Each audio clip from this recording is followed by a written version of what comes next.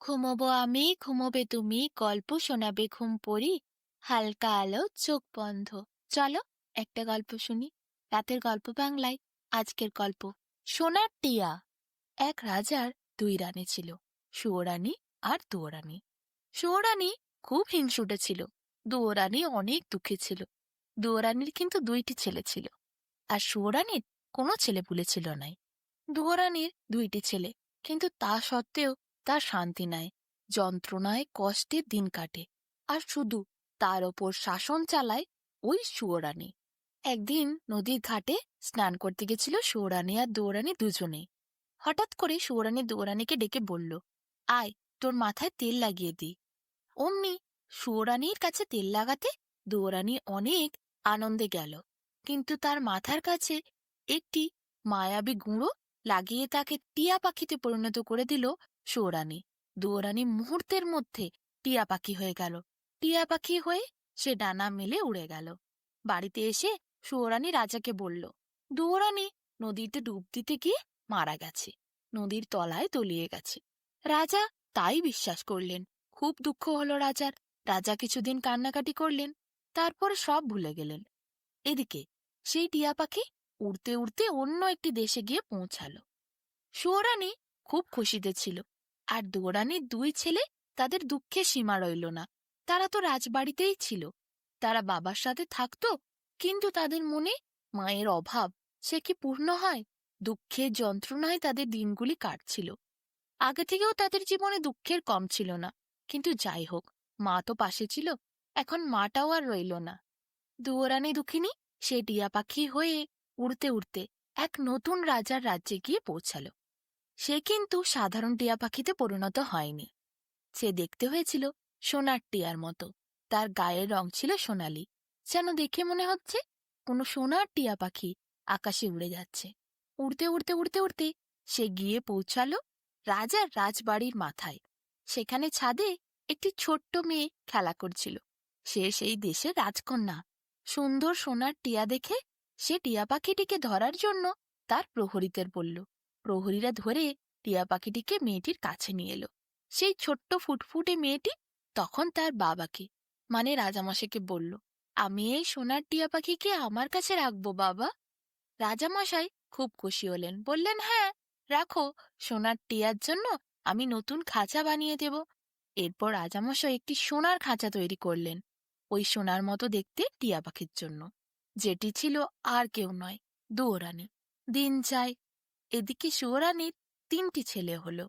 তিনটি ছেলেই একবারে বাঁশের পাতা, পাটকাঠির মতো, একেবারে ফোঁ দিলে উড়ে যাবে এমনই দেখতে।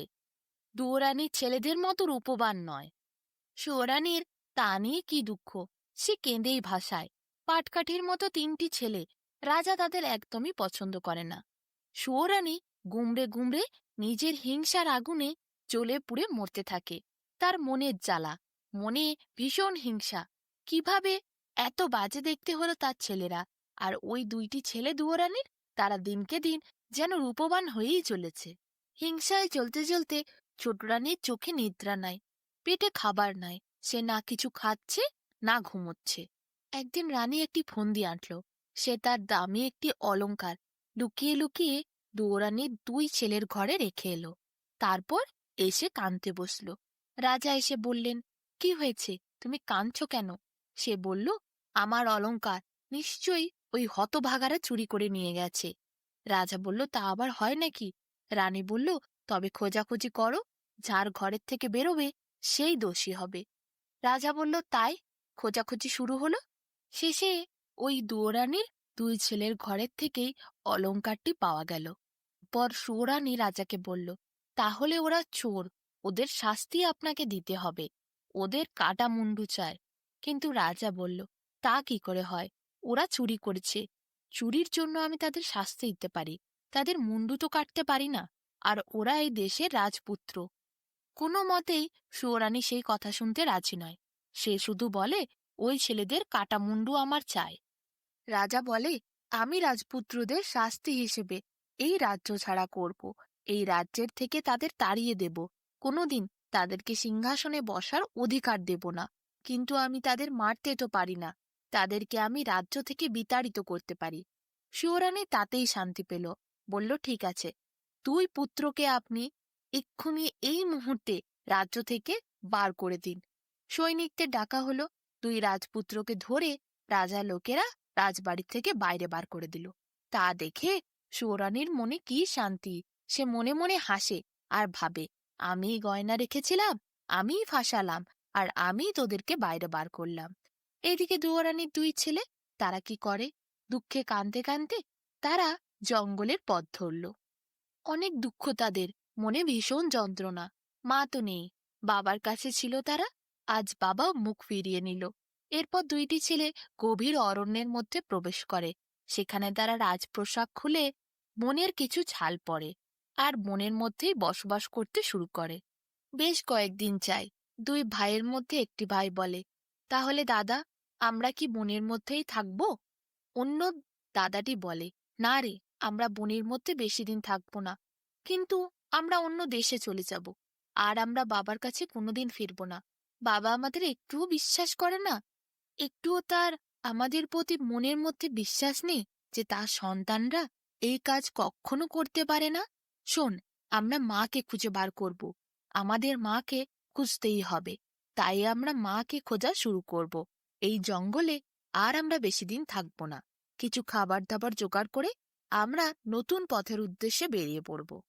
দুই ভাই এরপর হাঁটতে হাঁটতে এক সরোবরের সামনে এসে উপস্থিত হলো। তাদের খুব তৃষ্ণা লেগেছিল। তারা ভাবল তারা সরোবরের থেকে একটু জল পান করবে। যেই তারা সরোবরে নামলো জল পান করার জন্য, ওই সময় একটি ছোট্ট হাঁস প্যাক প্যাক করে তাদের কাছে এসে উপস্থিত হলো। হাঁসটি দুই রাজপুত্রকে দেখে বলল, আমি জানি তোমরা কার সন্ধানে বেরিয়েছ। দুই রাজপুত্র তো আশ্চর্য হলো। বলল, বলো তাহলে। হাঁসটি বলল, তোমাদের মায়ের সন্ধানে। সে টিয়া পাখি হয়ে অন্য এক দেশে উড়ে গেছে। সেখানে সে রূপবতী রাজকন্যার কাছে আছে। রাজকুমার দুই বলল, রূপবতী রাজকন্যা? সেই দেশ কোথায়? সেই দেশ বসন্তনগর। ছোট্ট হাঁসটি প্যাক প্যাক করে রাজকুমারদের বলল। দুই রাজকুমার এরপর হাঁসকে বলল, তাহলে বলো, আমরা কিভাবে ওই দেশে পৌঁছাবো? হাঁস বলল, তোমাদেরকে 13টি নদী পার করতে হবে, 2টি পাহাড় আর একটি বিশাল বড় মরুভূমি। তারপরে পড়বে সেই দেশ। সেই দেশের রাজকন্যা রূপবতী। তার কাছেই সোনার টিয়া হয়ে তোমার মা আছে। দুই রাজকুমার এরপর হাঁসকে ধন্যবাদ জানিয়ে আগের পথে এগোলো। দেখতে দেখতে তারা 13টি নদী, 2টি পাহাড় আর বিশাল মরুভূমি অনেক কষ্টে পার করল। তাতে 2-3 বছর পার হয়ে গেল। শেষে তারা এসে পৌঁছালো সেই রাজ্যে, যেখানে রাজকন্যা রূপবতীর কাছে ওই দুয়োরানী সোনার টিয়া হয়েছিল। রাজপুরী দেখে দুই রাজকুমার রাজপুরীর ভেতরে প্রবেশ করল। সেখানে দারোয়ানরা তাদের পরিচয় জিজ্ঞাসা করলে তারা বলল তারা এসেছে ভিন দেশের থেকে। তারাও দুই রাজপুত্র। এই দেশেতে সোনার টিয়া আছে, সে আর কেউ নয়, তাদের মা। প্রহরীরা সব কথা রাজাকে গিয়ে বলল। রাজা এরপর তাদের দুইজনকে ভেতরে আসার অনুমতি দিল। রাজসভাতে রূপবতী রাজকন্যা সোনার টিয়া নিয়ে এসে দাঁড়ালো। এদিকে দুই রাজকুমারও এলো। বড় রাজকুমারকে দেখে রূপবতী তার দিকে এক দৃষ্টিতে তাকিয়েছিল। এরপর দুই রাজকুমার যখন বলল ওই সোনার টিয়া আর কেউ নয়, দুয়োরানী, তাদের দেশের রানী সে এবং তাদের মা, তখন অবাক হয়ে গেল রূপবতী রাজকন্যা। কিন্তু সোনার টিয়াটি দুই ছেলেকে দেখে উড়ে গেল তাদের কাঁধে, বসল, কত তাদেরকে আদর করল। দুয়োরানী সোনার টিয়া হলেও সে কিন্তু চিনতে পেরেছিল তার দুই ছেলেকে, তাই তাদের কাঁধে উড়ে গিয়ে বসল, কত আদর করলো তাদের ঠোঁট দিয়ে দিয়ে। সব দেখে রাজা বুঝতে পারলেন এরা সত্যি কথা বলছে। রাজা তখন বলল, সে তো সব ঠিক আছে, কিন্তু সোনার টিয়াকে কিভাবে তোমরা মানুষে পরিণত করবে? দুয়োরানী আবার কিভাবে আগের রূপে আসবে, সে বিষয়ে কি তোমরা কিছু জানো? দুই রাজকুমার বলল, না মহারাজ, আমরা এই বিষয়ে কিছু জানি না, কিন্তু আমাদের সাথে একটি হাঁসের পরিচয় হয়েছিল। সে আমাদেরকে বলেছে এই রাজ্যের উত্তর পূর্বে একটি গভীর অরণ্য আছে। সেই গভীর অরণ্যের মধ্যে তপস্যা করছে একজন মহাসাধক। তার কাছে গেলে আমরা এই সমস্যার সমাধান অবশ্যই করতে পারব। রাজার কাছে অনুমতি নিয়ে পরে দুই রাজকুমার সেই উত্তর পূর্বের অরণ্যের মধ্যে পৌঁছে যায়। সেখানে মহাসাধকের কৃপা পায় তারা। মহাসাধক জানায়, এখান থেকে দক্ষিণে আছে নীল পাহাড়, তার তলাতেই আছে রামধনু ঝর্ণা। সেই রামধনু ঝর্ণার পাশে আছে একটি সোনার গাছ। সোনার গাছ হলে কি হবে, তার মধ্যে রূপোর ফল ধরে। সেই রূপোর ফল এনে যদি খাওয়াতে পারো সেই টিয়াকে, তাহলে সে আবার নিজের রূপে ফিরে আসবে। রাজকুমাররা তাই সময় নষ্ট না করে তাড়াতাড়ি বেরিয়ে পড়ে। মহাসাধককে প্রণাম করে তারা আশীর্বাদ নিয়ে রওনা দেয়। দেখতে দেখতে তারা সেইখানে পৌঁছে যায়, নীল পাহাড়ের নিচে রামধনু ঝর্ণার কাছে। সোনার গাছ, দেখতে পায় রূপোর ফল, সেইটিকে পেড়ে নিয়ে আসে আবার রাজ্যে। সেখানে রূপবতী রাজকন্যা সোনার টিয়া মানে দুয়োরানীকে সেই রূপোর ফল খাইয়ে দেয়। কয়েক মুহূর্তের মধ্যেই দুয়োরানী নিজের আসল রূপে আসে।